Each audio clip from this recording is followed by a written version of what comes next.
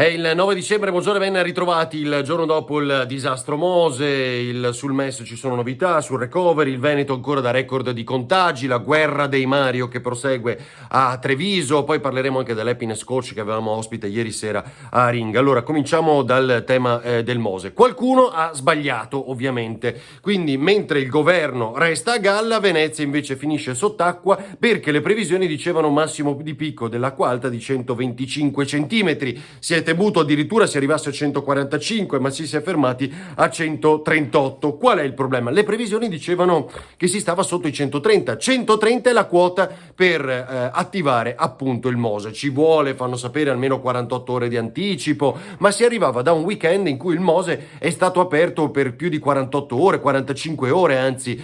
quindi un weekend in cui abbiamo festeggiato tutti, il Mose funziona, l'acqua alta non è più un problema per Venezia. E quindi dopo queste 48 ore, ci ha spiegato l'ingegner Cecconi, nonostante le previsioni che davano ancora neve in montagna, la bora, la pioggia ancora per giorni, fondamentalmente si è deciso di mandare a casa il personale. Siccome in questa fase, finché il Mose non sarà consegnato, non c'è un livello di automatismo tale da consentire l'impiego anche di meno forza lavoro, i costi-benefici, questa analisi ha spinto chi decide a mandare a casa il personale. Per richiamarlo ci vuole il tempo, non certo in un momento di emergenza in cui servono decisioni rapide. Poi il sindaco Brugnaro ha detto abbiamo lavorato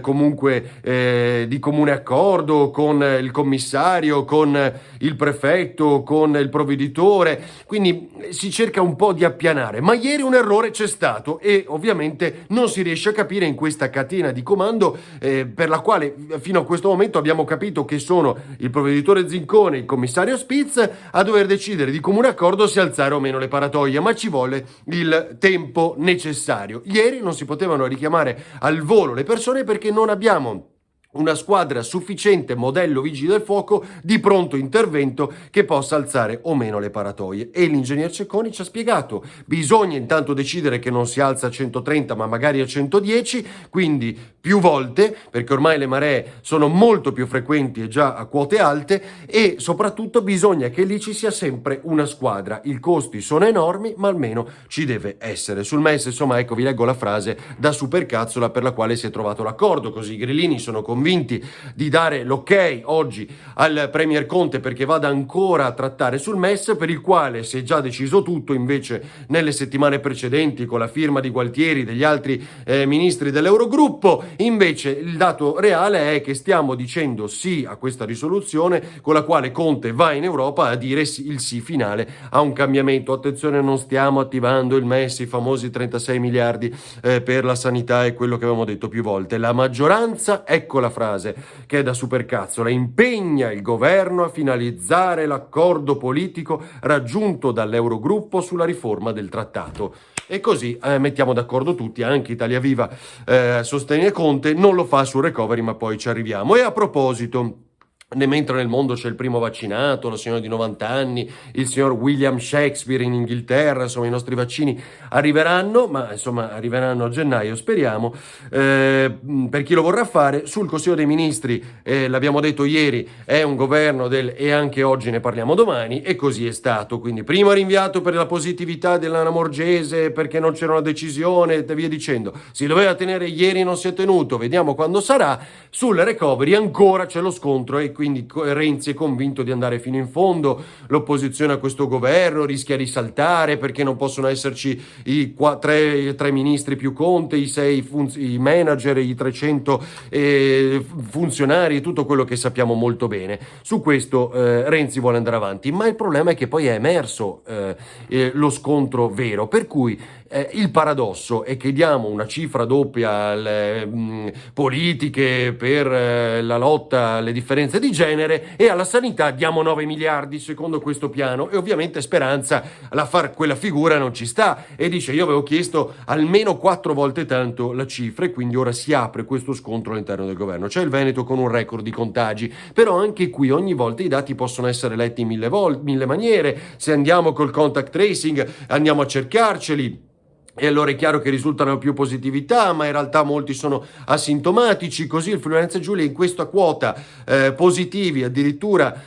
vittime per 100.000 abitanti, sarebbe secondo nella classifica dopo il Veneto, che pubblica il New York Times, cioè oggi il New York Times in questi giorni parla proprio dell'Italia mettendo il Veneto e il Friuli-Venezia Giulia tra le prime regioni. Federica dice in un'intervista a Marco Ballic oggi sul Piccolo la curva sta scendendo ma non come vorremmo, e questo oggettivamente è un problema. Dove siamo arrivati? C'è un sondaggio oggi sul Gazzettino, mi pare sulla sigaretta all'aperto per il 34% è contro, mi pare, anzi 3 su 4 scusate dicono che sono d'accordo, 3 su 4, ma è una minchiata col botto secondo me, basta mantenere le distanze, basta, adesso dopodiché so che tutti si scatenano per questa cosa perché danno degli untori ai fumatori, quando ovviamente basta mantenere le distanze. Sul Corriere del Veneto c'è un aspetto molto interessante che parla di soli 11 casi di influenza, quella stagionale, quella chiamiamola normale, non Covid, una frenata che sarebbe dovuta, l'avevamo detto più volte, no? Forse andrà così e sembra verificarsi, almeno speriamo e per ora, dalle misure anti-Covid, di distanziamento e via dicendo, e dalle mascherine e dal fatto che sono influenze già viste, forse che abbiamo già avuto, per le quali anche il vaccino comunque garantisce copertura, insomma sarebbero 0,42 casi per 1000 persone, di solito siamo sull'1,93 per 1000 persone e quindi molte meno. Silvia Madiotto, fantastica, oggi sul Corriere del Veneto, la guerra dei Mario, quello che dicevamo ieri per quanto riguarda Treviso, e quindi il fatto che, ed è così secondo me, dietro alla battaglia tra il sindaco di Treviso Mario Conte, il presidente della Camera di Commercio Mario Pozza per il tema del turismo, tu non hai fatto niente, dice la Camera di Commercio, Mario Conte gli dice voi non servite, con i nostri soldi fate i progetti che già i comuni pensano, inutile mettere tutti i comuni d'accordo sotto di voi, noi ci facciamo la nostra fondazione. Dice bene Silvia Madiotto in questa ricostruzione, è assurdo che l'assessore regionale al turismo, il braccio destro di Zaia, Federico Caner, non dica nulla, non intervenga, è lui che gestisce un po' tutto questo mondo, e allora forse manda avanti Mario Pozza in un contrasto con Mario Conte, perché Mario Conte,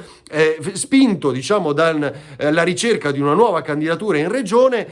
scelse a Treviso, là dove era candidato Federico Caner, recordman delle preferenze, una candidatura nella propria giunta, quindi Cristian Schiavone a candidarsi in regione a Treviso. C'erano Federico Caner tra gli altri e anche uno dei bracci destro del sindaco di Treviso Mario Conte, Cristian Schiavone, poi non eletto, a differenza di Federico Caner. E quindi insomma un po' una resa dei conti che non si fa mai nella Lega a viso aperto, ma tramite, definiamoli, sotterfugi o battaglie di questo tipo. C'è ancora il tema sui giornali che qualcuno agita dei test rapidi che non sarebbero efficaci, ma qui insomma interviene Rigoli e chiarisce molto bene la cosa. Ieri sera, prima di questo vi leggo Enrico Ferro ha raccontato una storia pazzesca oggi sul gruppo Gedi, di questa coppia, 58 anni lui, un po' più giovane lei, che vivono in camper di fronte alla sede Rodigina, mi pare, di Amazon, perché lo stipendio che hanno, il contratto che hanno di pochi mesi non consente neanche di guadagnare abbastanza per pagarsi un affitto. Questo è un mondo, secondo me, che si dovrebbe raccontare, che qualcuno dovrebbe leggere, magari anche dei nostri politici e di chi pensa che dobbiamo spendere soltanto online e non nei negozi, come dice qualche virologo. Ieri sera, a proposito, piccola storia, ci avranno preso per pazzi, a Ringa abbiamo